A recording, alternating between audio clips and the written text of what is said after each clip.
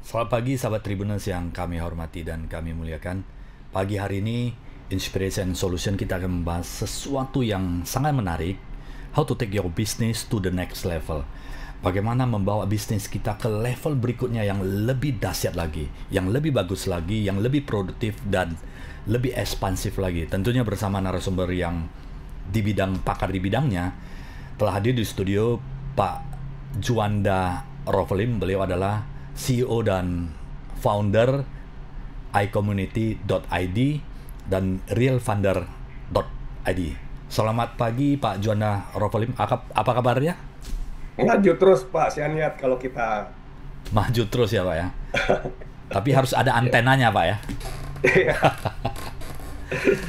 Pak Juanda, Ya, oke, saya perkenalkan dulu. Sahabat Tribuners, Pak Juanda adalah praktisi konsultan di beberapa perusahaan nasional, juga membina community ya, yang sering memberikan sharing, kemudian connecting, networking di berbagai kota di Indonesia, dan juga adalah pengurus dari Asosiasi Manajemen Indonesia Chapter DKI. Sudah banyak pengalaman beliau di dalam mendukung bisnis menjadi tumbuh berkembang, bahkan saat ini banyak juga membawa perusahaan untuk go public. Pak Juanda, bisa sharing sedikit ke sahabat Tribuners mengenai iCommunity dan kemudian Real Funder sebelum kita diskusi lebih lanjut mengenai ekspansi dan bisnis yang bisa naik ke level yang lebih tinggi. Silakan Pak Juanda. ya. Terima kasih Pak Sianiat. Memang iCommunity ini saya ciptakan bersama dengan rekan-rekan itu pas saat COVID, Pak. Jadi pas saat COVID kita tahu banyak sekali teman-teman kita para pengusaha yang mengalami kesulitan ya, baik untuk memasarkan ataupun untuk bertahan gitu ya di bisnisnya gitu. Dan banyak sekali yang minta ke saya juga untuk ditolong dong dikenalkan ke A, dikenalkan ke B dan segala macam gitu. Nah, akhirnya di situ kita terbentuk satu ide, ya gimana kalau nggak kita bikin satu komunitas pengusaha aja nih, yang bisa saling siap-siap berkolaborasi gitu. Nah, saya sendiri backgroundnya adalah digital marketing. Jadi dari 2015, saya sudah profesional di dalam bidang digital marketing, dan iCommunity ini adalah sebenarnya juga wadah ya, next step-nya dari digital marketing saya itu tadi gitu.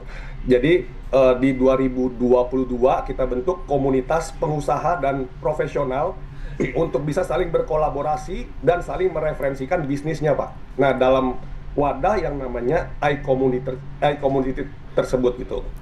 Nah, berjalannya dengan waktu dari 2022 sampai dengan 2025 ini, ternyata ekonomi kan sudah mulai membaik walaupun sangat slow down gitu ya. Nah, di situ ternyata ada teman-teman yang memang siap untuk next levelnya. Nah, disitulah kita bantu dengan Real Funder ya untuk mendukung mereka menjalani yang namanya IPO journey.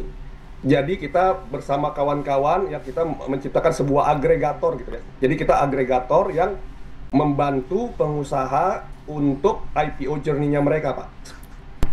Seperti Menarik. itu.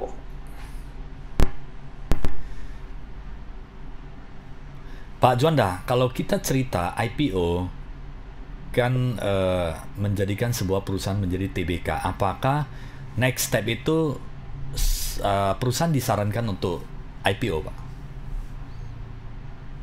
Eh, Kembali lagi kalau disarankan IPO itu tergantung dari mindset ownernya, Pak.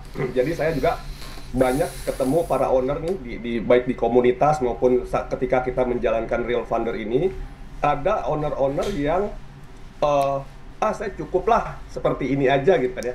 Kan biasanya perusahaan lama gitu ya, perusahaan keluarga yang memang sudah besar, ngapain sih kita IPO gitu ya. Tapi banyak sekali anak-anak muda zaman sekarang ataupun orang-orang owner-owner yang berpikiran terbuka gitu ya. Wah, ini IPO merupakan salah satu wadah untuk kita bisa berekspansi lebih besar lagi seperti itu. Nah, jadi eh, kalau saya bilang next level itu tergantung dari mindset ownernya, tetapi IPO merupakan salah satu cara terbaik untuk kita berkembang ke next levelnya, Pak. Oke, Seperti itu. menarik Pak Juanda. Bicara bisnis ini pasti sangat menarik dan berbagai dimensi yang kita bisa diskusikan. Pak Juanda, next level itu apakah IPO, apakah tidak IPO itu adalah opsi daripada business owner ya. Mereka mau Betul. membuat perusahaannya TBK, atau mereka sudah enough, atau mereka udah menjadi family business yang tidak non TBK tetapi juga bisa berkembang sangat baik sekali ya. Nah, Betul. Pak, next level itu apa yang harus dipersiapkan dan scoringnya seperti apa? Misalnya contoh keuangannya harus bagus, marketnya harus bisa berkembang, sistem mulai dibangun, human capitalnya mulai diperhatikan. Ini seperti apa? Oke. Sebuah perusahaan itu kalau kita scanning dimasukkan ke dalam laboratorium bisnis, kita Ya. scan kemudian MRI, ini seperti apa Pak yang ready for the next level? Oke, jadi menurut pengalaman saya gitu Pak ya, kita kan sebenarnya dari pemerintah juga sudah membagi klasifikasi sebuah bisnis gitu ya. Jadi mulai dari UMKM ya, usaha mikro, kecil, menengah ya kan, terus besar ya. Kemudian dari besar itu kembali lagi ke next level. Nah, setiap tingkatan itu ada problem dan challenge-nya masing-masing gitu ya. Nah, ketika perusahaan itu masih kecil, mungkin dia sekarang fokusnya adalah bagaimana meningkatkan omset gitu ya. Ketika dia masih UMKM, bagaimana nih omset saya? Nggak usah mikirin gudang, nggak usah mikirin manajemen gitu ya. Karena apa? Karena yang jualan juga masih dia sendiri dan segala macam. Nah, tetapi satu hal yang dari awal, ya, ini satu hal yang sama ya dari awal, yaitu mereka harus rapih di pembukuan, Pak. Nah, inilah yang membuat kadang para pebisnis itu nggak bisa next level. Ya, kenapa? Karena rata-rata pebisnis ketika pengen next level terbentur di modal. Gitu, terbentur di modal. Dia punya strategi, dia punya macam-macam, tapi ujung-ujungnya modalnya nggak ada. Nah, ketika UMKM misalnya, kita ngambil UMKM, dia cara untuk dapat modal dari mana? Dari bank, ya kan? Tetapi ketika dia mau ke bank, pembukuan dia nggak rapi, dia nggak punya sistem dan segala macam, sulit untuk mendapatkan bantuan ataupun modal kerja dari bank. Gitu. Begitu juga dengan ketika perusahaan dia sudah besar. Ketika perusahaan dia besar, ya, tetapi secara sistem dia masih berantakan, pajaknya belum rapi, pembukuannya mungkin masih ada yang kalau itu double book atau apa gitu Pak ya. Nah, itu membuat dia sulit untuk masuk ke next level, Pak. Nah, jadi kalau kita bedah dari segala sisi bisnis, pasti ada banyak aspek, ya. Tapi satu aspek yang kunci adalah bagaimana di bidang finansial mereka. Nah, kenapalah itu juga kita di Real Funder pingin ya membantu, yuk kita benar-benar fokus di finansialnya dia aja gitu. Kalau misalnya nanti dia mau benahi manajemen, kalau dia nanti mau benahi SDM, itu nanti ada dokter spesialisnya yang lain seperti itu, Pak. Top, Pak Juanda. Pak Juanda, kalau kita diskusikan lebih lanjut mengenai kerapian dari sisi keuangan, sejauh mana Real Funder ini mensupport perusahaan-perusahaan yang go to the next level, artinya mereka bisa lebih berkembang, kerapiannya sampai ada processing sampai IPO ya Pak ya, gitu ya. Ya, Apa yang disupport oleh Real Funder ini Pak? Ya, kalau Real Funder ini kan kita memposisikan diri sebagai agregator ya Pak ya. Jadi kita agregator, kita bukan lembaga profesi. Nah, sebagai agregator, kita bekerja sama dengan lembaga-lembaga profesi seperti KAP, KH, ya, mungkin nanti ada business coach yang bisa Mensupport ya. memberikan konsultasi Yeah. di bidang bisnisnya dan lain-lain gitu. Nah, kita sebagai agregator merangkum itu semua menjadi one stop service untuk para business owner ya, agar mereka bisa meng-IPO-kan perusahaannya. Jadi memang jalur kita adalah jalur IPO. Jadi banyak juga teman-teman yang ada nggak yang ke jalur VC ataupun ada nggak yang ke jalur investor. Saat ini memang teman-teman kita ya di belakang kita itu banyakkan adalah IPO, Pak. Oke, menarik Pak Juanda. Sampai di dalam IPO kan sebuah perusahaan itu harus dari sisi keuangannya itu harus rapi, ada akuntan publik yang untuk melakukan audit, membuat verifikasi bahwa laporannya sudah sesuai termasuk dari legalitasnya. Di dalam betul. IPO itu ada penyusunan prospektus, Pak. Apakah memang Real Funder timnya juga ada memberikan fasilitas penyusunan prospektus sampai ke gerbang IPO, Pak? Ya, tentu saja Pak. Kan kita kan agregator ya. Jadi dari A sampai Z kita ada semua partnernya Pak. Seperti itu. Menarik, menarik. Pak, diskusi sedikit boleh ya? Sejauh mana Siapa? udah membantu klien? Boleh sharing sedikit membantu Boleh klien Pak. IPO, Pak? Mungkin ada yang sudah pernah dilakukan, Pak?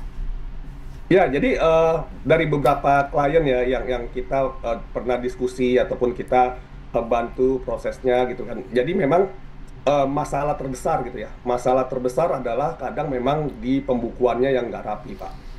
Jadi kadang mereka masih pajaknya masih belum bolong-bolong gitu ya.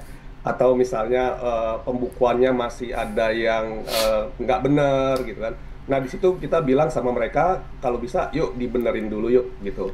Nah, juga ada beberapa eh, pengusaha gitu ya. Oh, perusahaan saya sudah begini nih. Dia terbiasa misalnya kan kalau eh, kita lihat pengusaha itu kadang-kadang bukannya eh, gimana ya, dia mau mau pajaknya pajak UMKM aja gitu ya, cuma mau pajaknya 0,5% aja gitu. Nah, akhirnya dia bikin banyak perusahaan, banyak CV dan segala macam supaya pajaknya kecil gitu kan. Nah, hal-hal kayak gitu itu sangat mempengaruhi sehingga dia tidak bisa melanjutkan ke next levelnya untuk IPO, Pak. Nah, kalau dia mau memang next level, ya kita bilang sama mereka, yuk benahin dulu ya. Kita susun perpajakannya yang benar. Jangan takut bayar pajak gitu ya. Mau bayar pajaknya tinggi, tapi kalau penghasilan kita lebih tinggi, ya kan nggak apa-apa juga seperti itu. Oke. Nah, jadi kita pertama pasti kita akan bilang ke mereka dari mindsetnya dulu nih, dari mindset si business ownernya, memang maunya IPO journey. Dan IPO-nya juga kita tidak mau Pak yang eh, owner IPO hanya untuk exit. Nah, itu kita nggak mau tuh. Nah, itu dulu tuh. Jadi kalau kita mau ngobrol sama klien, kita akan tanya motivasinya dia IPO itu apa gitu. Kalau motivasinya dia IPO adalah dia mau exit, dia mau jual semua perusahaan dia ke publik gitu ya, itu biasanya kita nggak mau bantu. Tapi kalau dia mau, oh kita mau berkembang dan segala macam, yuk kita bareng-bareng, kita berkembang bersama. Nah, setelah itu kita lihat pembukuannya dia gimana. Nah, kalau misalnya pembukuannya dia rapi, ya pembukuan, pajak, terus BPJS, Pak. BPJS pun penting sekali, ya kan? Nah, dan lain-lainnya itu secara legalnya juga sudah rapi. Nah, barulah kita bisa ke next step-nya untuk menyusun prospektus. Nah, jadi setelah kita cek, semua rapi, semua oke, barulah kita susun prospektus. Setelah kita susun prospektus, disitulah nanti Real Funder bekerja untuk mencari funder-funder ya supaya perjalanan IPO ini bisa mulus gitu Pak. Karena banyak sekali orang yang perjalanan IPO itu terhambat. Kenapa? Karena tidak ada funder yang di belakangnya gitu. Funder itu dalam arti kata investor ya, Pak ya? Investor Pak, investor. Investor yang tertarik untuk membeli Sahamnya. sahamnya perusahaannya. Betul. Pak Juanda, ini menarik nih. Kriteria sebelum saya diskusi dengan Pak Juanda mengenai processingnya step by step lebih detail, Ya. saya diskusi sedikit mengenai kriteria Pak. Kriteria laporan keuangan yang bagus itu seperti apa? Yang ready untuk go to the next level. Pasti ada kriteria. Apakah harus ada laporan keuangan, neraca, rugi laba dan sebagainya. Laporannya harus rapi dan kemudian tercatat dan sebagainya. Mungkin Bapak bisa berikan kriterianya secara umum. Ya, kalau secara umum tentu saja semua yang pendukung di keuangan seperti tadi Bapak sebutkan ya, kayak ada neraca, laba rugi dan segala macam, dan itu sudah audited Pak. Jadi sudah audited oleh kantor akuntan publik gitu ya. Oke. Jadi mereka sudah diaudited oleh kantor akuntan publik secara berkala, maka itu sudah layak gitu ya untuk maju ke next levelnya seperti itu. Pak Juanda, ini menarik ini Pak. Di satu sisi perusahaan want to go to the next level, artinya mereka bisa lebih berkembang. Salah satunya adalah go public atau IPO terlebih dahulu. Tapi di sisi lain, mereka juga worry kan data-data mereka ini diketahui oleh publik, dan mungkin ya bisa kalau sampai diketahui oleh pesaing atau mungkin para investor, mungkin nanti bisnisnya tanda kutip sedikit bahaya karena competitor want to go in the same Nah, business. Maybe ada pandangan seperti itu. betul betul. Nah, itu salah satu mindset, Pak. Jadi salah satu mindset yang memang harus bisa dibilang diubah gitu ya. Kan kalau kita lihat ada fixed mindset, ada growth mindset gitu ya. Kalau fixed mindset, aduh, saya tuh merasa saya takut nih, takut bisnis saya nanti disusupin, atau nanti ada kompetitor masuk beli saham. Nah, saya kemarin baru ngobrol, Pak, sama salah satu temen, dia pengusaha juga. Kalau saya IPO, nanti saya takut saham saya digrogotin, dibeli sama kompetitor saya, sehingga nanti saya sudah lepas kendali atas atas perusahaan saya gitu. Nah, nggak begitu juga gitu ya. Nah, jadi kita IPO ya, yang kita lepas itu kan hanya mungkin 10, 20, 30% ya dari share kita. Sehingga kita tetap majority. Kecuali yang tadi saya bilang, si ownernya memang mau exit, akhirnya dia memang jual banyak-banyak sahamnya dia gitu. Tapi yang kita mau kan nggak seperti itu. Yang kita mau, ya kita selepas 20 maksimal 30% saja saham ke publik. Dan perlu kita ketahui juga, Pak, ketika tadi kita merasa takut diintip laporan keuangannya, ya kan, takut dilihat prospek bisnisnya dan segala macam, ya kita terbuka aja, Pak, gitu. Kenapa? Kan ketika kita terbuka, memang ada dua konsekuensi. Setiap kita lakukan sesuatu kan ada dua konsekuensi. Konsekuensi yang pertama, kita merasa insecure.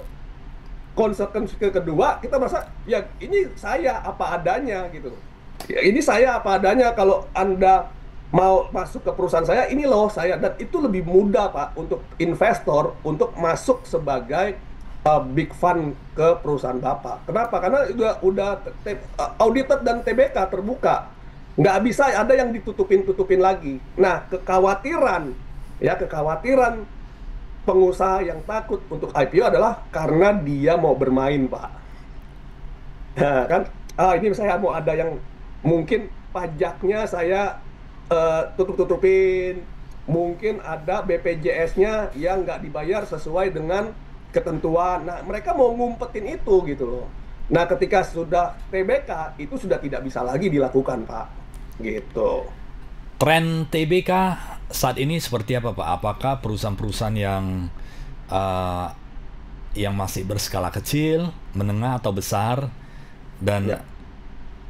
apakah ownernya itu sudah owner yang lebih apa ya namanya ya, lebih young generation seperti milenial? Ya. Apakah milenial lah? Kalau milenial kan masih new enter ke profesional ya, Pak ya. Apakah Betul. milenial sudah mulai masuk ke industri yang ready untuk next level, Pak? Ya, sebenarnya kalau kita lihat dari pemerintah sekarang sekarang pun sudah memfasilitasi UMKM ya, UMKM untuk masuk ke dalam IPO. Karena kalau kita lihat itu kita lihat dari papan gitu ya. Di IPO itu kan ada kurang lebih ada 4 papan.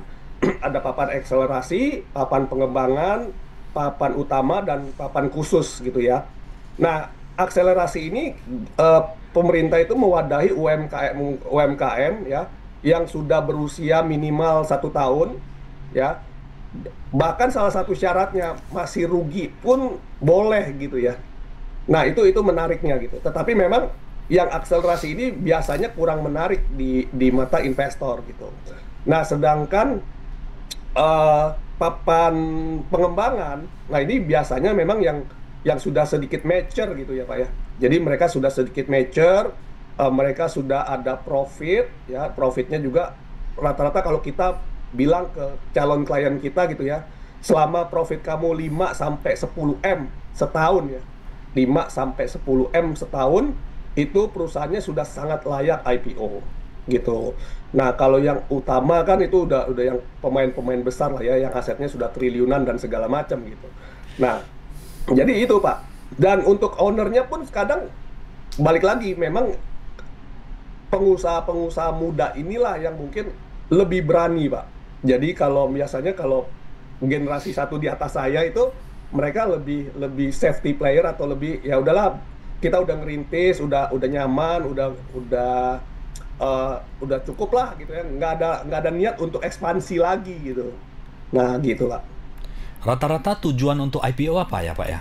Dari klien. Mereka Ya, tertarik untuk IPO itu eh, seperti apa? Mereka punya motivasi Pak.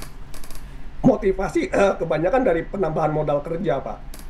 Jadi udah pasti mereka butuh modal kerja yang cukup signifikan ya. Dan mereka juga sudah biasanya sudah mentok gitu ya, sudah mentok di bank ya dan segala macam. Nah, mereka butuh salah satu alternatif pembiayaan lain di samping bank gitu loh. Nah, jadi kayak gitu, Pak. Jadi kalau kalau mereka masih bisa ke bank, biasanya mereka ambil jalur bank. Karena kan mereka asumsinya, masih tetap punya saya dan saya tidak mau berbagi gitu ya. Tapi ketika mereka sudah mentok di bank, biasanya mereka cari alternatif pembiayaan di luar bank. Itu salah satunya adalah menggunakan IPO. Nah, itu kalau saya bilang alternatif yang benar gitu ya. Tapi kalau alternatif yang tadi saya bilang banyak pengusaha yang aduh pengen exit gitu ya. Jadi jual perusahaannya melalui jalur IPO. Ada nggak? Banyak yang kayak gitu, Pak. Gitu kan. Tapi kalau di kita sih kita nggak mau ngambil klien yang kayak gitu, Pak. Yang benar-benar untuk pertumbuhan bisnis ya Pak ya. Betul gitu. Karena kasihan Pak nanti di masyarakatnya gitu ya. Kan kita lihat banyak sekali IPO-IPO yang khususnya tahun 2020 yang masuk ke papan akselerasi. Kita lihatlah banyak beritanya juga di media-media online ataupun media-media yang besar. Mungkin di Tribun juga sering ngebahas gitu ya. Perusahaan-perusahaan yang IPO waktu 2020 sekarang udah nggak jelas kemana gitu kan. Ownernya juga udah nggak jelas, masih mau nerusin bisnisnya atau enggak dan segala macem gitu loh, Pak.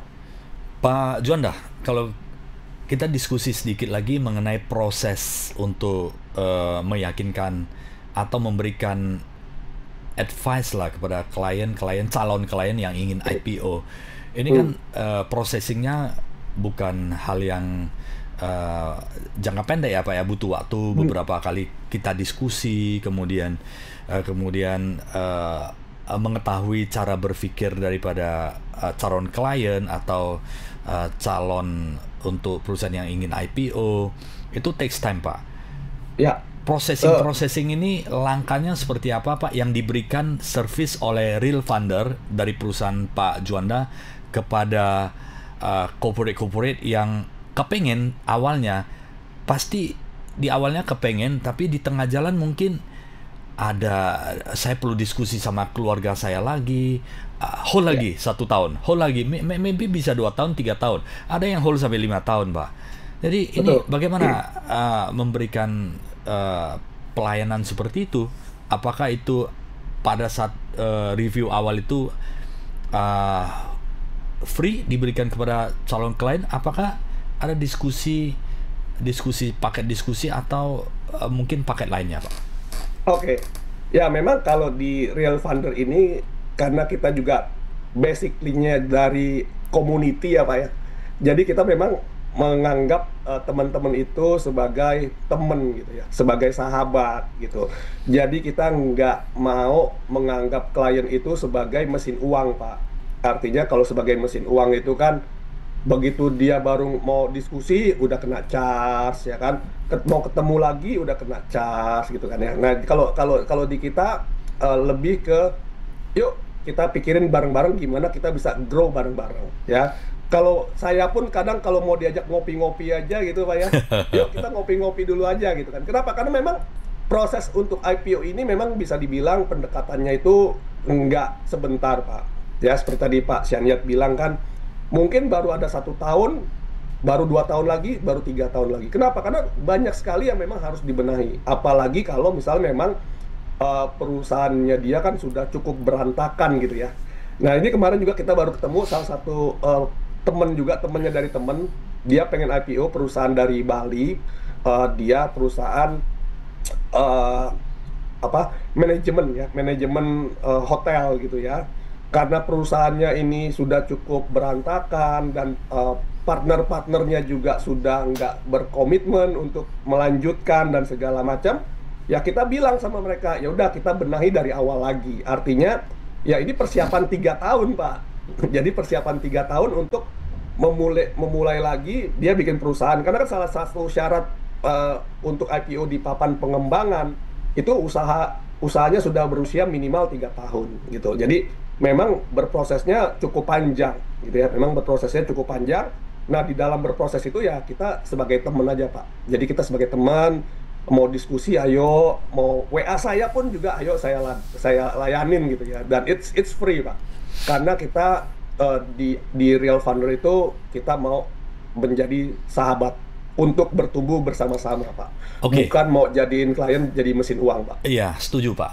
Di awalnya untuk informasi para klien, calon klien yang ingin IPO, ternyata setelah didiskusikan mungkin banyak hal yang ingin diperbaiki. Ya. Pasti ini perlu dokter spesialis untuk masuk. Itu bagaimana, Pak? Apakah ada pelayanan atau paket khusus, jasa khusus untuk mereka, ataukah itu free juga diberikan kepada mereka? Nah, balik lagi, Pak, karena kita adalah sifatnya agregator, ketika dia nanti butuh dokter spesialisnya, biasanya kita merekomendasikan. Kita merekomendasikan misalnya, oh dia butuh KAP nih ternyata, ya udah, ini KAP-nya loh, mau pakai KAP yang kita referensikan boleh, atau sudah punya KAP yang sudah biasa dipakai juga silakan. Oke. Atau begitu kita ngobrol-ngobrol, oh ternyata ini manajemennya nih masih berantakan nih. Oh, ini kita punya kenalan loh, kenalan kita itu dia bisnis coach loh, dia bisa membantu untuk membenahi sistem, bikin SOP, bikin segala macam. Kalau mau pakai yang kita referensikan boleh, ya kan? Mau punya sendiri juga boleh. Dan kita nggak, secara Real Fundernya kita nggak ngecas, Pak. Artinya, ya dia nanti kalau ada deal-deal sama si dokter spesialis, ya udah langsung aja ke dokter spesialis. Karena kita sudah merasa kita punya kuenya sendiri kok, gitu. Yeah. Finally, kalau semua dimensi di dalam perusahaan itu sudah rapi, lebih mudah untuk dibuatkan prospektus atau rencana untuk IPO ya, Pak ya. Betul. Nah, kita bagiannya di situ, Pak. Yang bagian ke funder seperti namanya kan Real Funder. Ketika perusahaannya udah rapi, sudah oke semua, nanti tugas kita bagian nyari-nyari funder, Pak, gitu. Oke, Pak. 2 pertanyaan lagi, Pak. Ya. Untuk penjamin emisi bagaimana, Pak? Nah, kalau untuk penjamin emisi kan nanti itu juga balik lagi, Pak. Kan kita bisa menggunakan underwriter ya, ataupun kita bisa menggunakan sekuritas. Nah, di sekuritas ini kita punya beberapa partner. Ya, beberapa partner ini yang bisa kita referensikan, ya. Dia mau pakai silakan, atau dia balik lagi. Oh, saya sudah punya teman saya juga sekuritas, saya mau pakai dia aja, ya silakan, Pak. Kita nggak mengikat kok. Oke, Pak. Sebelum satu pertanyaan terakhir, itu bagaimana menghubungi Bapak dan tim, Pak, Real Funder, Pak? Oke, jadi kalau untuk menghubungi Real Funder bisa di websitenya kita juga ada realfunders.id ya, sesuai dengan yang ada di flyer acara hari ini, atau bisa kontak DM Instagram saya juga boleh. Di situ ada nomor telepon saya ya, di Juanda Rovelim. Seperti itu, Pak. Menarik. Pertanyaan terakhir, Pak. 5 tahun ke depan dunia bisnis Indonesia untuk next level seperti apa? Apakah untuk IPO ini akan mengalami peningkatan? Ya, kalau untuk IPO kita pasti akan berkembang terus ya, Pak ya. Karena kan memang dari pemerintah kita juga mendorong agar bisnis kita bisa berkembang ya, next level gitu ya. Nah, salah satu next level adalah IPO, dan jangan takut ya, karena memang mungkin mindset dari para orang tua kita kadang bilang jangan main saham, jangan ini, jangan itu gitu kan, ada mindset seperti itu. Padahal kalau saya bilang ketika kita melakukan IPO itu seperti mengasuransikan perusahaan kita. Jadi kalau misalnya orang ada asuransinya ya, perusahaan itu menurut saya diasuransikannya melalui jalur IPO. Itu opini saya gitu ya. Jadi itu yang saya lakukan juga kepada para business owner. Saya selalu bilang, bisnis kita nggak pernah tahu kapan lagi bagus, kapan lagi jelek, ya kan? Ketika lagi bagus kita selalu bilang, bisnis saya bagus, nggak perlulah dana dari masyarakat, nggak perlulah investor dan segala macam gitu. Nah, ketika kemarin kena COVID, terus sekarang ekonomi juga mungkin lagi slow down dan segala macam, dia butuh perputaran dana dan segala macam, barulah mereka pusing gitu loh. Nah, tapi kalau dia menggunakan IPO, itu bisa menjadi salah satu asuransi, Pak, untuk mendapatkan dana-dana tambahan dan lain-lainnya seperti itu. Menarik, Pak Juanda Rovelin. Ya, semoga diskusi ini tidak berhenti di sini, Pak. Kita akan lanjut lagi offline maupun online discussion yang lebih tajam lagi supaya bisa membantu banyak perusahaan untuk diharapkan banyak perusahaan yang bisa go to the next level, artinya lebih besar, lebih kuat, lebih rapi, lebih bersih, dan lebih berkembang lagi di kemudian hari. Terima kasih Pak Juanda sudah sharing untuk sahabat Tribuners, Pak. Terima kasih Pak Syahniat sudah diundang ya. Semoga membantu dan menginspirasi ya para business owner untuk next level ya melalui jalur IPO seperti itu, Pak.